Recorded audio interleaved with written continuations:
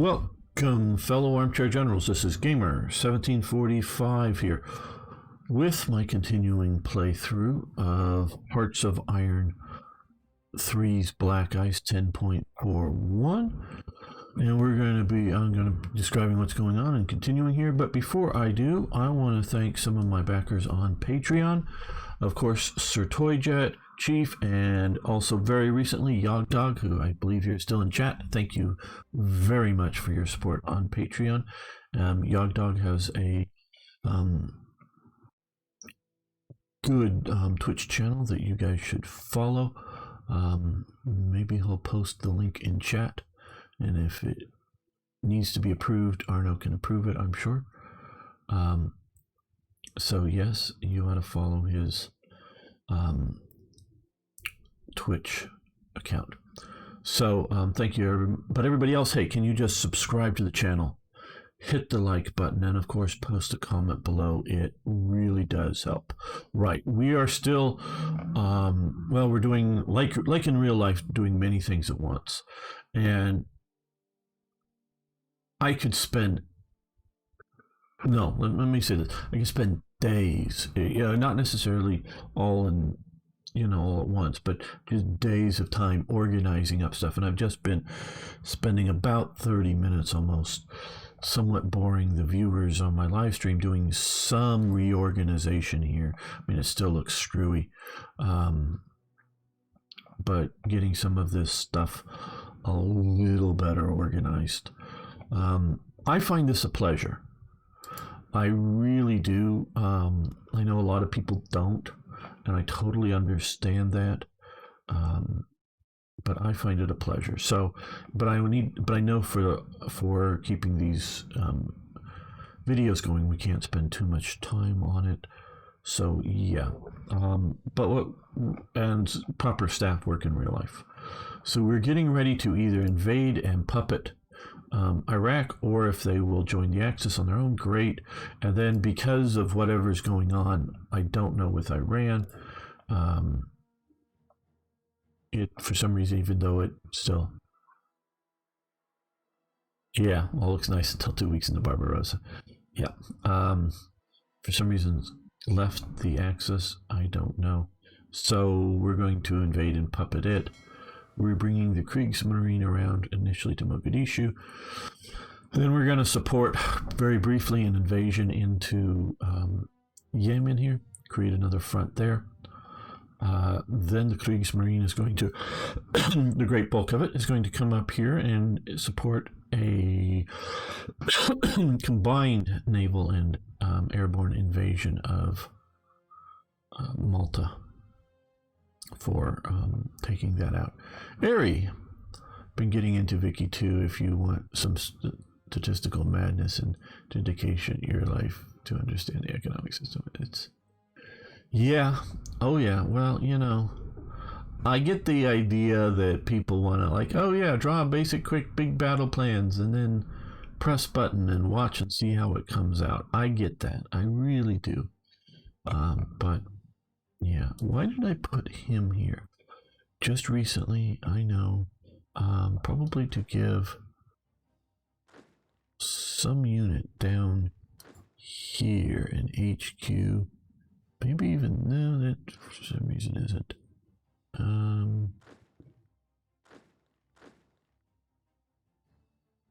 Combined arms.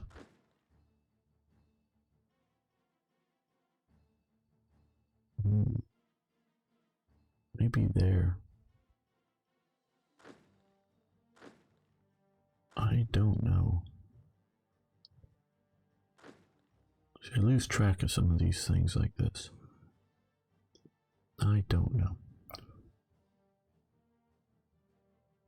Numbers go burr.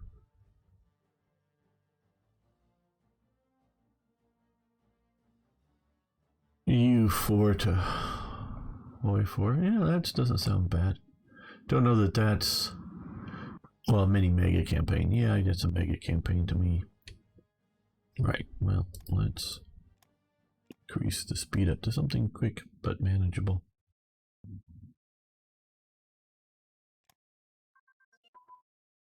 Okay, fire control systems.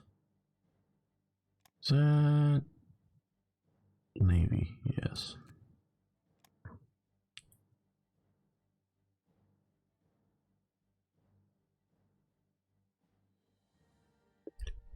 What though? Okay.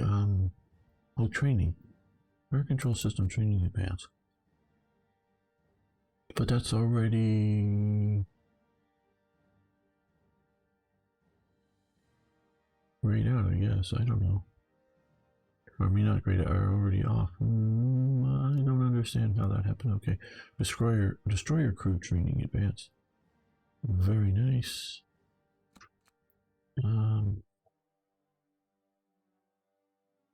Yeah. Oh, AI slider. Oh, I don't want to be there. Oh, normal. Oh, boy. Oh, boy. What's going on here? I hit the wrong button. Okay. Okay, well, looks appropriate, so I don't know. At least recently here. Alright, so it went off because of the slider control button, and I want to manually do this. Okay. But that did say damage control for small. Well, that's way too in advance at the moment to do any research on there. We are doing underway naval replenishment, which increases the range of all of the ships. But let's see.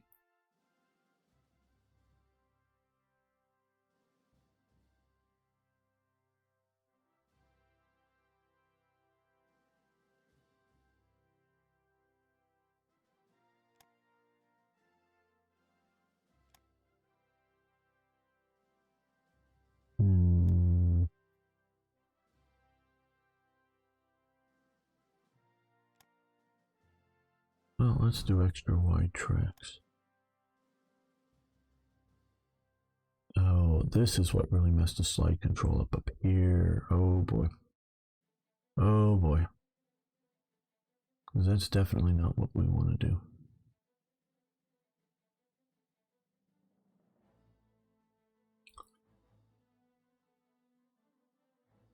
I'm looking at keeping it about there.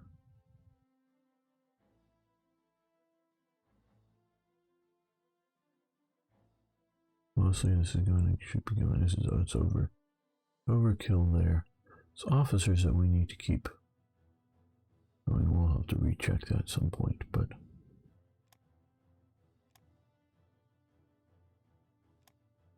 I know to the AI, it seems like, I guess we can do maybe that.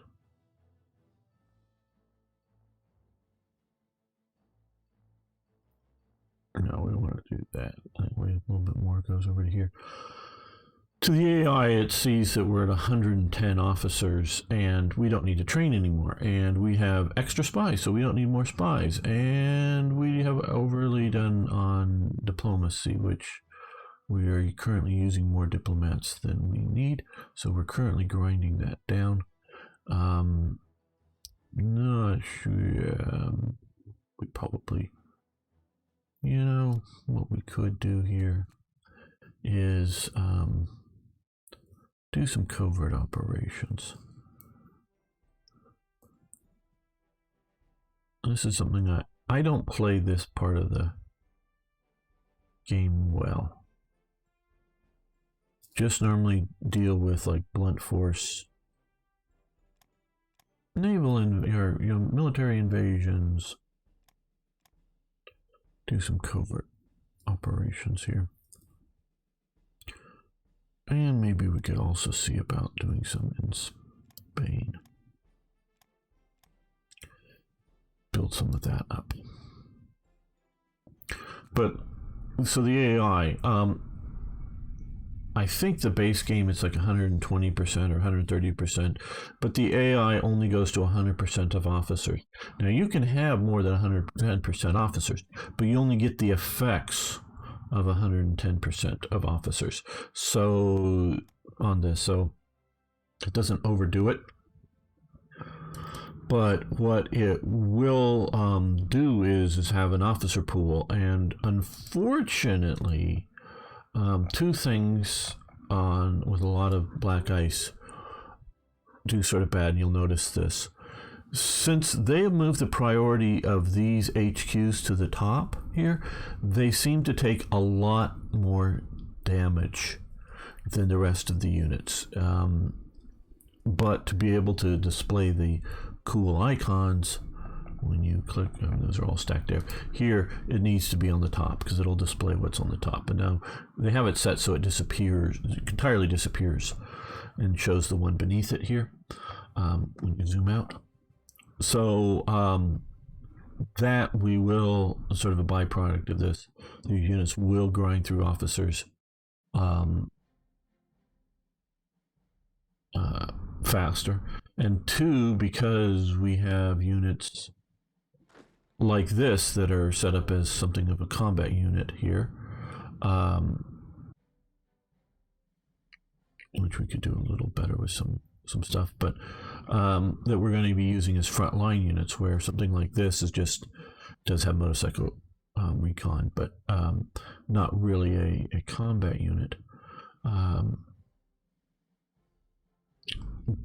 This will also grind through officers a lot faster in combat, so we want a larger pool of officers. But we probably don't need all of that espionage right now, looking with that in diplomacy. So, yeah.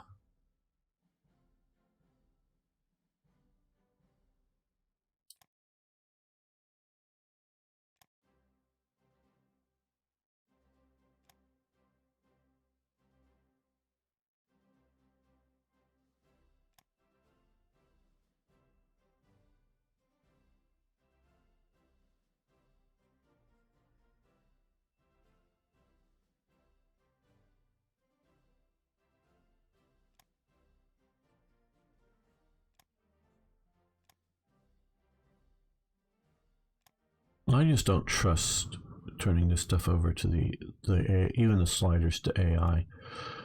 It's not a bad thing, and it's a great idea.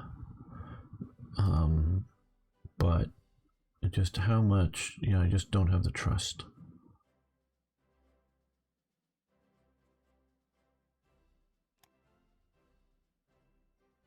A little bit more. What can we do to improve our submarines? Well, we should maybe come over here and do that. There we go. Right.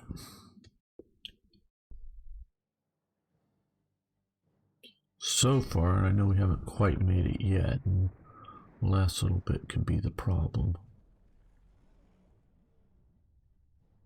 It looks like our Kriegsmarine has done a reasonably good job getting out here. Now, what are... Okay, there. These guys are doing some striking out here in the Bay of Biscay. They're repairing. They're repairing.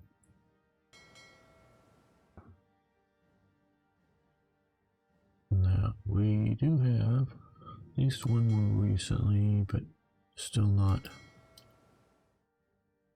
or reinforced up enough yet. Okay, well,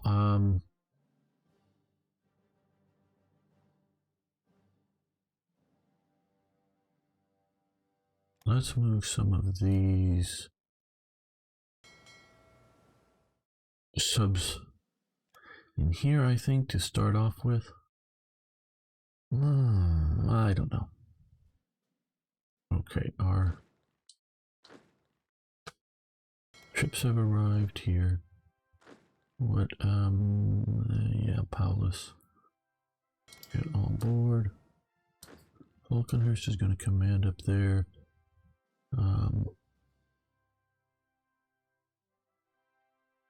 He's going to get on board. We're going to move out these light infantry, and oh, we've already filled up our, well, not entirely. Okay, we don't have a lot of trains, but we have a fair amount. But these guys could just transport. Oh well, it's too far. They got to rebase. Oh well. Either way, just a little more. Hey, Niagara.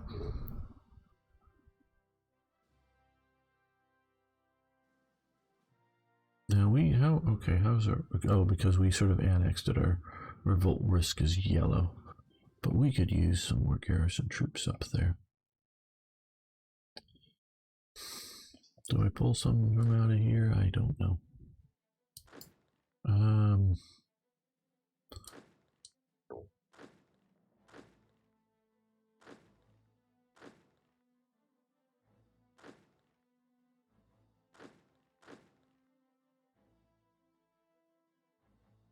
Well, I don't.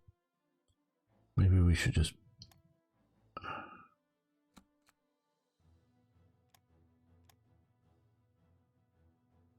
build some more garrison forces. I know we have some tropical island, but that doesn't seem appropriate for up in northern Norway. So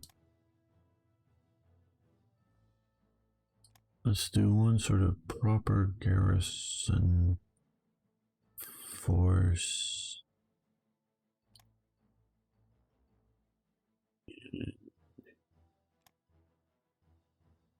One of these, and let's go with the garrison detachment instead and reduce that down.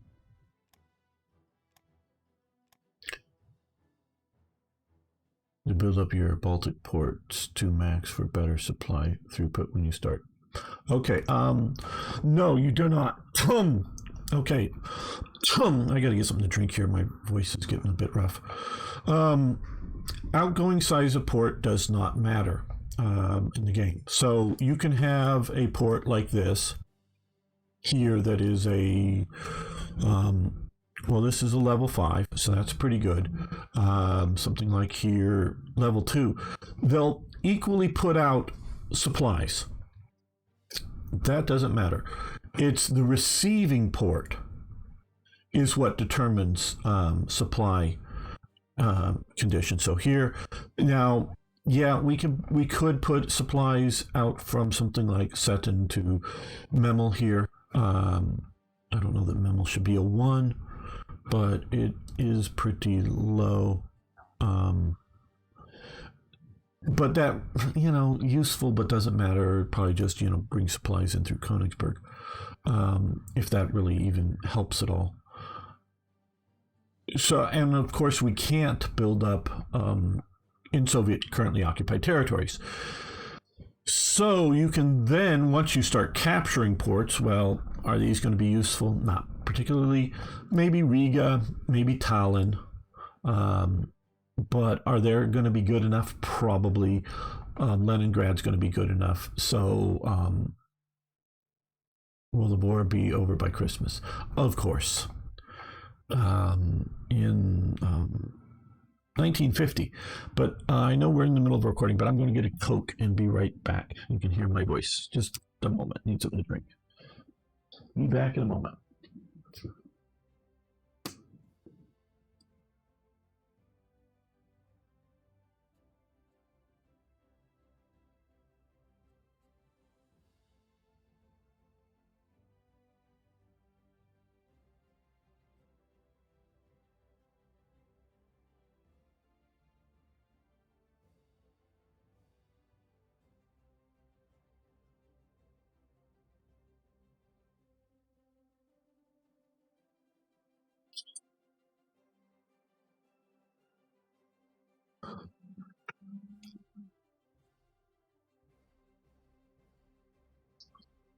So by 1950, the war will be over by Christmas 1950. Yes, right. And so,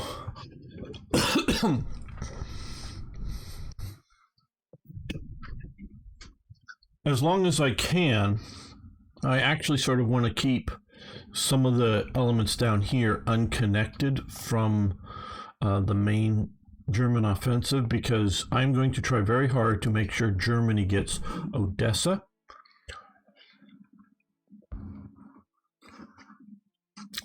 And have a proper link overland to it so that we can move supplies to Batumi and over here in Novo Rosiecki.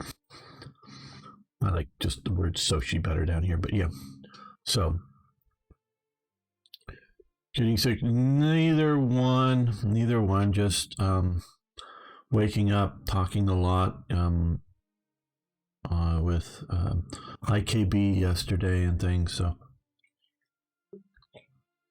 we made a couple episodes, one got way too long. Right. So, yeah, you don't worry about supplying outward size of ports.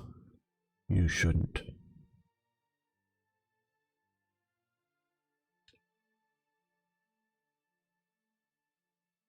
We'll see what some of these guys along the coast have here, what size they are. And yes, I'm still very nervous about every time.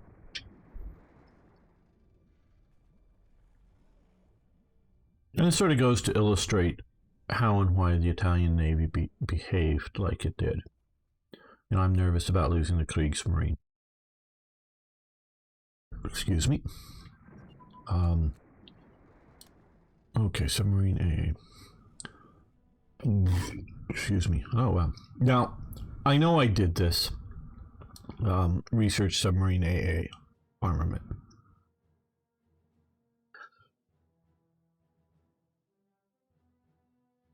And the reason I did this is in the game.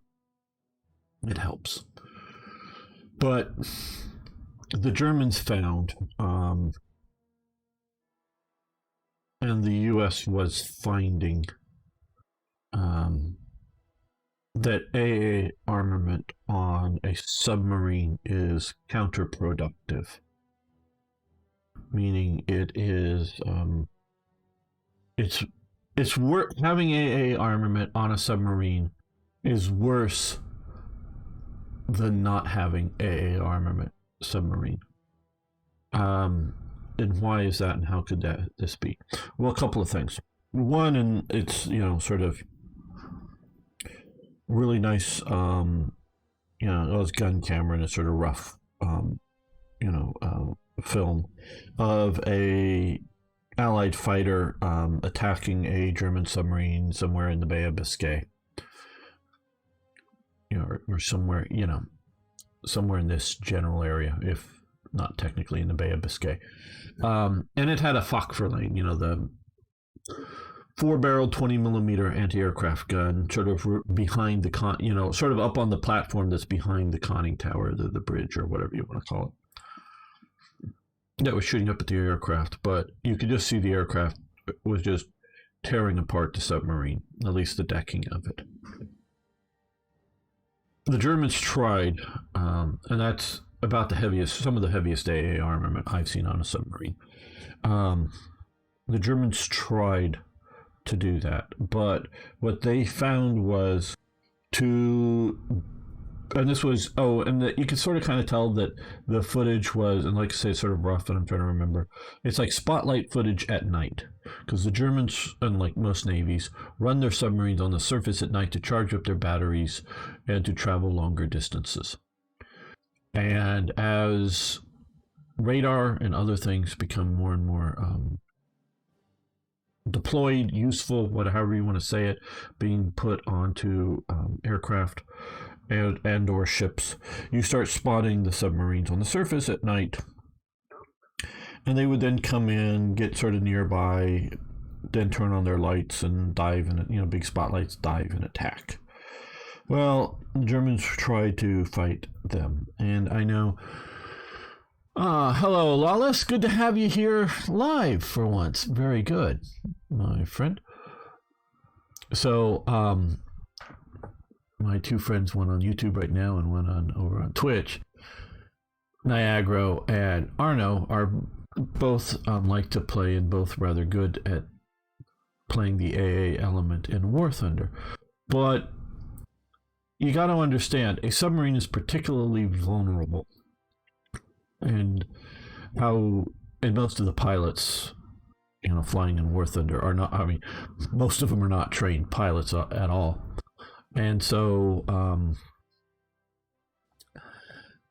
and most of them are not good pilots. I know it's a virtual plane and it's different than a real plane. Trust me, I get all of that.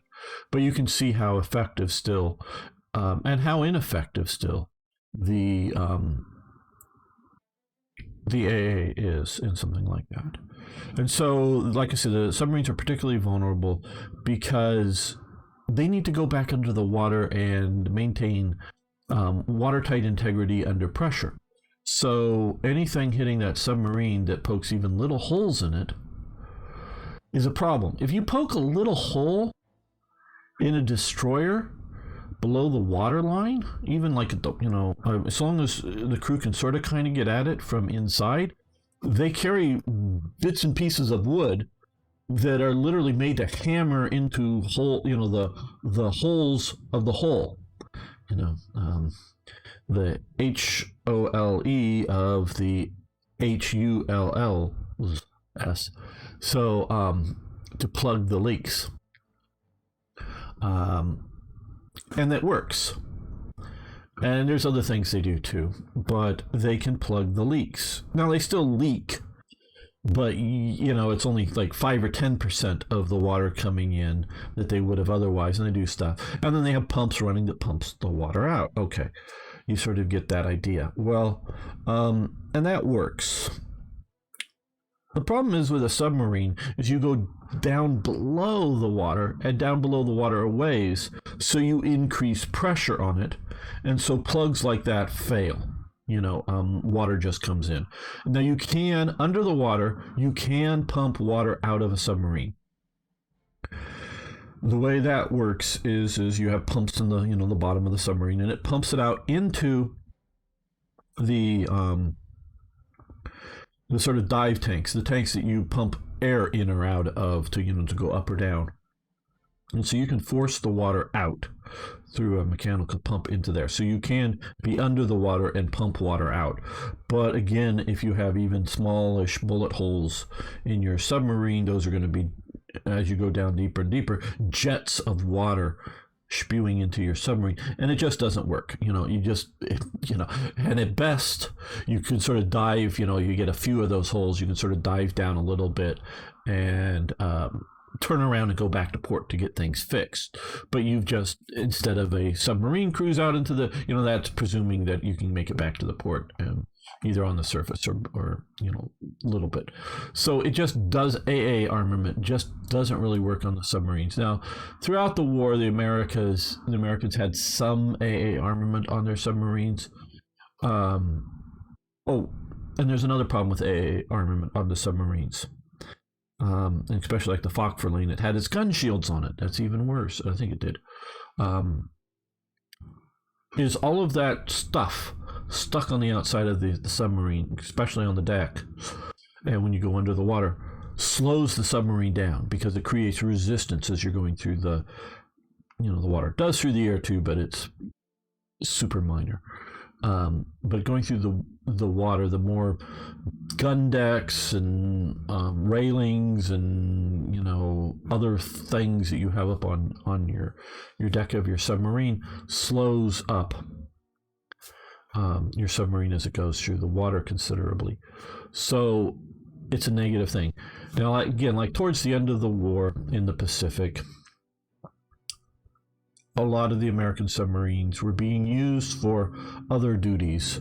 And like you famously see George Bush the Elder, former president of the United States, the film of him being rescued in the Pacific War by a submarine. So sometimes the submarines that the Americans particularly were using had to stay on the surface to do some of their jobs briefly, to get somebody, like that rescued, and then they would go down and wait for another, call to go rescue somebody or something like that. And so they needed some anti-air has a certain level of use, but good anti-air is bad because you don't want to encourage your crew to shoot back at any air, and you just want to, your best option is to crash dive as fast as possible.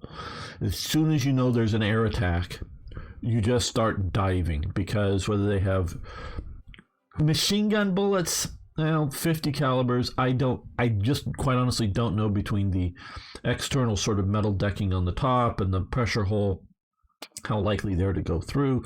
But I can't do it any good being fired at a submarine. But definitely once you're starting to talk about like 20 millimeters and whatnot, auto cannons, you're not doing well.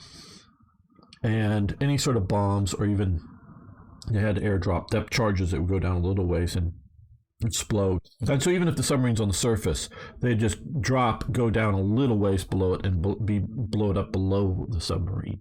So either way, so yeah, you just want to dive as soon as you perceive an enemy aircraft in your area, whether it spots you or not. You don't want to stay on top.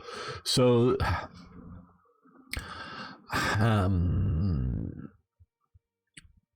I think we could do submarine A armament advances and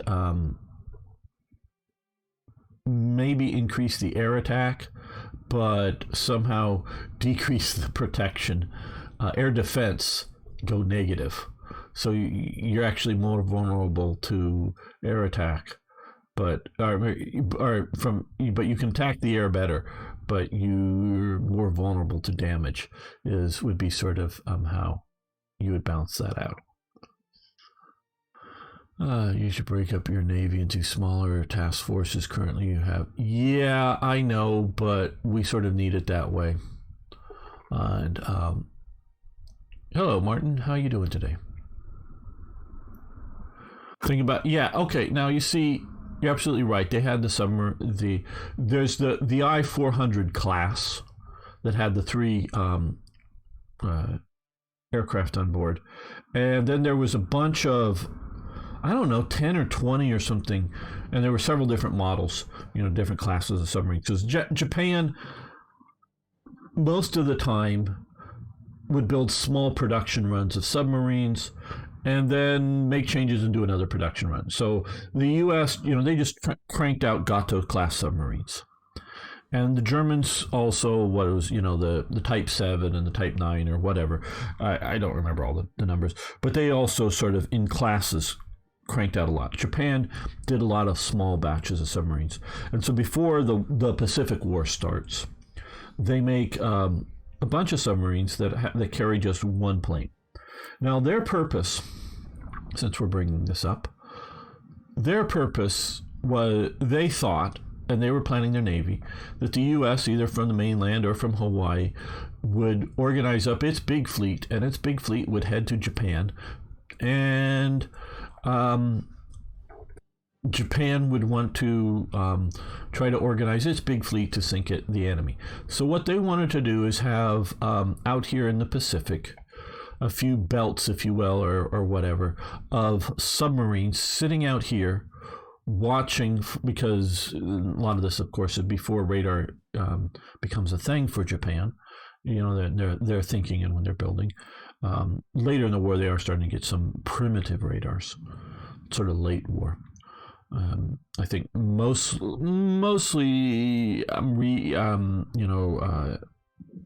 stuff based on German work. I think I'm not good at understanding Japanese radar. Sorry to hear you. I hope you're dealing well with the personal problem, but sorry you're still having to go through it.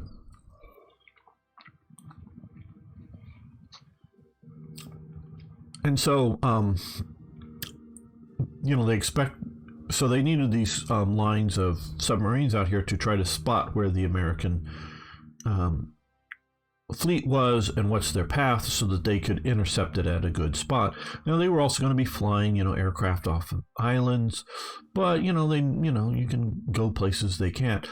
So, and then maybe if the submarines got into a good enough position to launch some torpedoes at a carrier or a battleship or whatever, sink it. But their primary job was to be an early warning system and a tracking system for the main enemy fleet that they looked at was the U.S. Well, having some submarines that you had an airplane on that then you can extend your search. You know, you could have a submarine sitting out here and then take off and fly around for a while and go back and land and get, onto the submarine, get refueled, and, keep doing that kind of stuff as needed. Well, yes, then at that point, if you're in the middle of the either launching or recovering, now if the aircraft was up there, they're just, they're just going to ignore it and go away. They're going to even lose the pilot. It's just the submarine's more important than recovering the aircraft. But if you're sort of in the middle of the operation and you have the big hatches open, and and it's in the tube, and you're trying to get all that stuff in, you might not really be ready to crash dive, and so some air defense during the sort of awkward moments. If it's not the awkward moment, the aircraft, the enemy or your friendly aircraft lands on the ocean next to the submarine. Submarine's getting ready to pick it up, and they go, "Oh shit, dive!" And just like screw the pilot. Now, if the pilot can get out of the aircraft and get onto the submarine before the submarine goes down, fine. But they're not going to wait for the pilot. The pilot is expendable because you don't want to lose everybody else on the submarine just to save one pilot. So yeah, there are points and times that anti-air is advisable or useful, but really, I'm sort of, as you can tell, in the not a good thing in reality, as far as I know it. And it goes for the modern, because however, if you talk about, surface to air missiles or whatever else that in a modern sense comes along, or radar guided AA guns or something like that, it's still just always better to go under the ocean for a submarine. Okay, so landing craft flotillas have improved, which allows us to do structural improvements. Transport capacity, we will add that. We will continue landing craft improvements. Okay. Oh, on this, yes, I understand about the negatives here.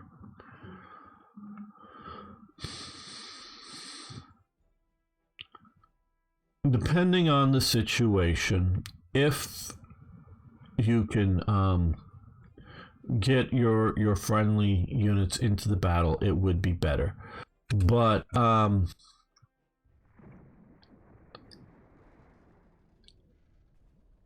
one, I don't want to micromanage my Navy. Two, when you're doing things like protecting a naval invasion, you want all of the firepower you can get for offshore bombardment and the like. Okay. We're going to now come up to here. British did have a heavy cruiser or something here before.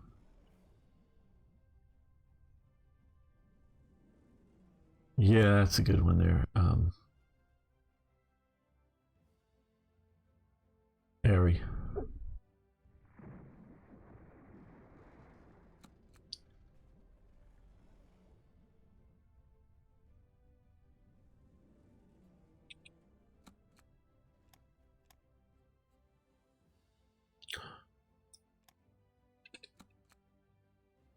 Blizzards.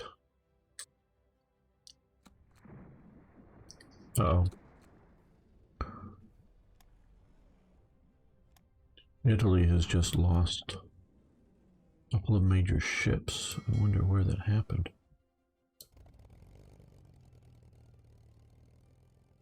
We're supposed to be helping bombing out anything in the Mediterranean. It could have happened here, because they have the Nelson, the Valiant battleships, CVL, and some heavy cruisers, destroyers. I don't know if that was it, or were they doing some other operations? Because I can't imagine where, if it wasn't somewhere in the Mediterranean. I don't know, I'm worried. I'm scared.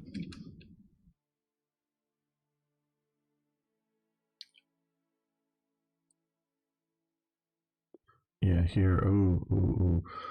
Okay, let's see, trying to read some of these. Looks like the Howl. I don't know the other two right offhand. The destroyer or the battleships. That could have been the problem. Okay, see now that's the fleet that I'm worried about, or a fleet like that. We will no longer receive money for supplies. We demand an explanation from Japan as to why Richard Surge has been arrested. Right. I was actually reading about this the other day, a day or so ago. Eugene Ort, ambassador in Tokyo, made an official protest to the Japanese government about the unjustified arrest of his friend Richard Sorge. Yeah, this brings the downfall of Eugene Ort, who was or is currently the ambassador at this time to Japan. Richard Sorge, however you pronounce his name, was a Soviet spy. So yeah.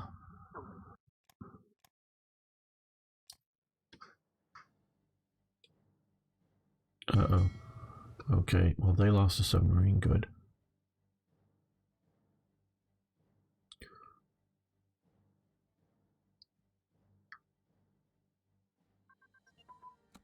Okay, commando training. I know it's already December. These things are taking a while to happen.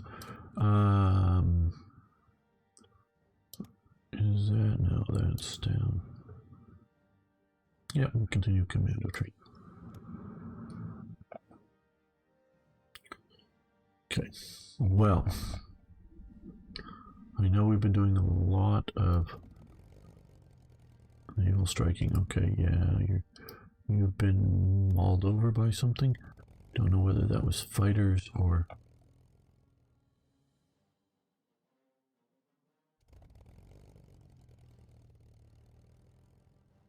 Okay, Udet, you come down to here. I know we're already overstacked, but I don't trust the Italians.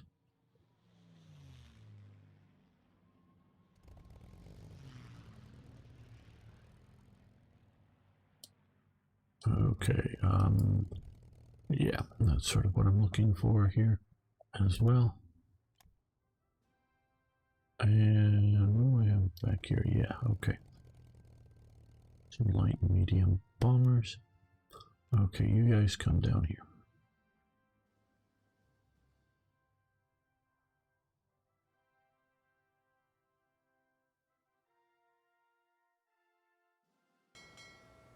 Okay, so we're doing wildly well, but what I'm going to do here is move that out and move that out and move all of these. Oh, no. That stays. Move all of those out of my active fleet. Okay. Now these guys, hopefully get on board the right set of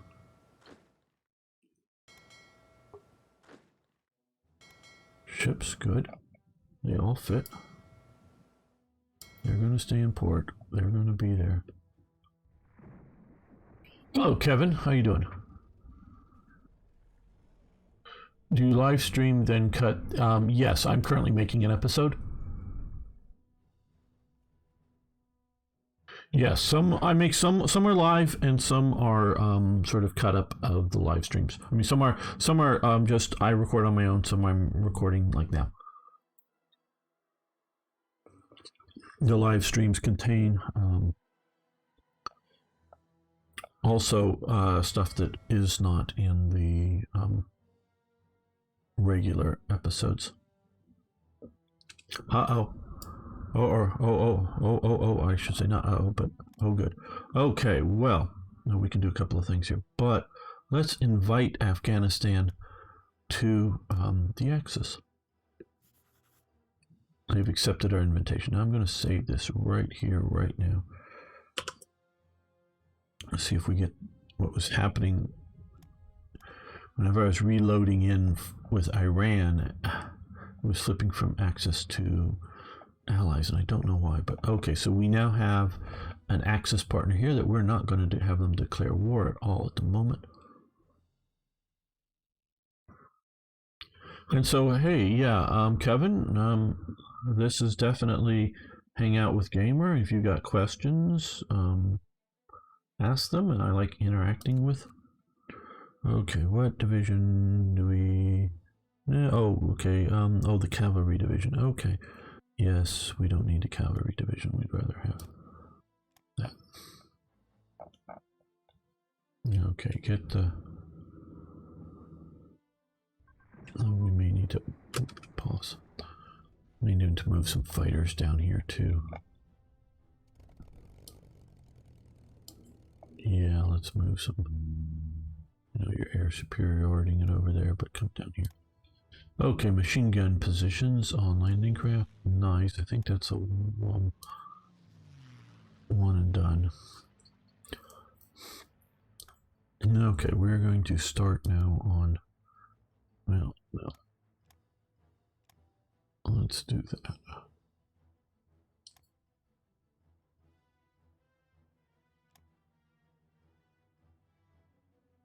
War Thunder, another fun thing. I will be playing that tomorrow, and you all are invited to come and play and not just watch.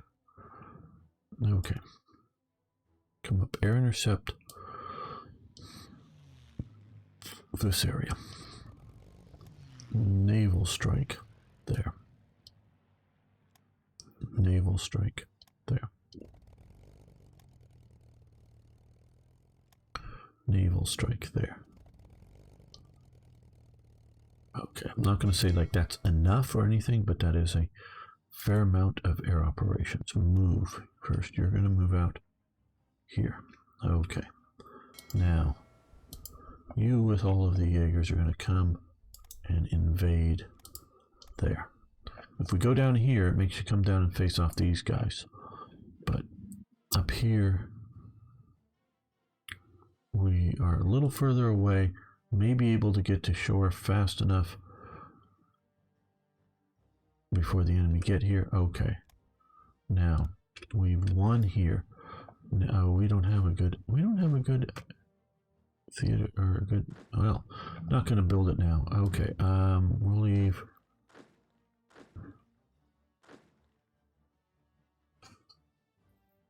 Huh? How did I do this?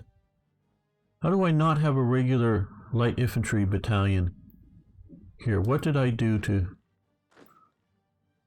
What did I do or click or make wrong with that? Oh, no?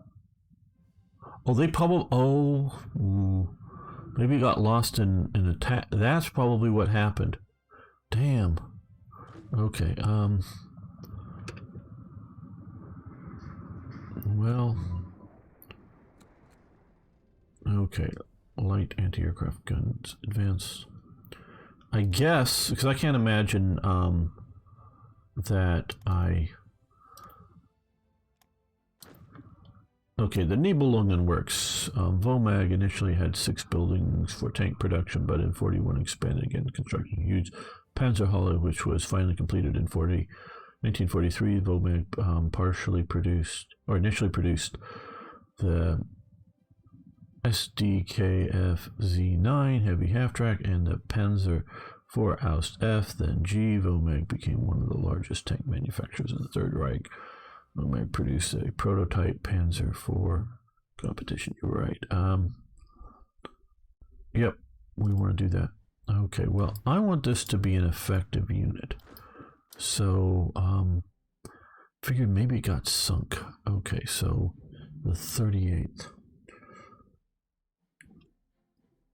So what we need to do here is sacrifice that to make sure that this is one that is good. Yeah. Okay, because it needs a proper combined arms. Okay. I guess that unit is just gonna get the hold there. Okay, well, now now that we've done the landing, these guys will come back up here. These guys will also head up to Alexandria, I guess. Get repaired. Hey, Rhaegar. Yes, we are invading Yemen. Kofi Annan protests. Adolf Hitler said to invading Saudi Arabia because of humanitarian reasons. UN condemned Germany. I have one question. What's your least favorite change or thing in Black Ice now? I feel that you may say the riots for Germany. Those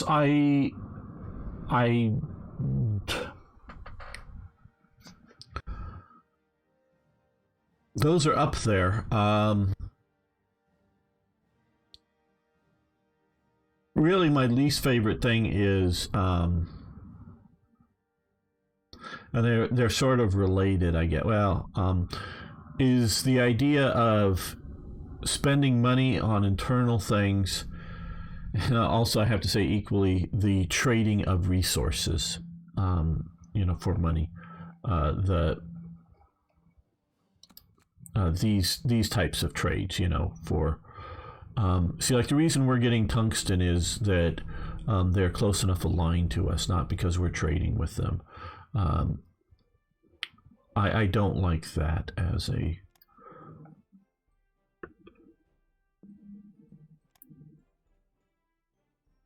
thing. So I just don't like that. Okay, we've won here. Now, the way, fortunately, this is going to work out for us, I do believe. But coming in here, what you don't, since you don't have a port, is you could or should, I just didn't because I didn't think we would need it, is to have some air transport ready to air supply into here. Is sort of the thing to do. Japan has annexed Siam. Okay, so they've now got all of that. Now, Japan, historically right now, I think would have stayed at peace if this was the conditions. For game purposes, we need to end the episode here. For game purposes, well, I'll talk about that next episode. I want to thank you all for getting this far in the video, and see you next time for even more, yes, more Hearts of Iron.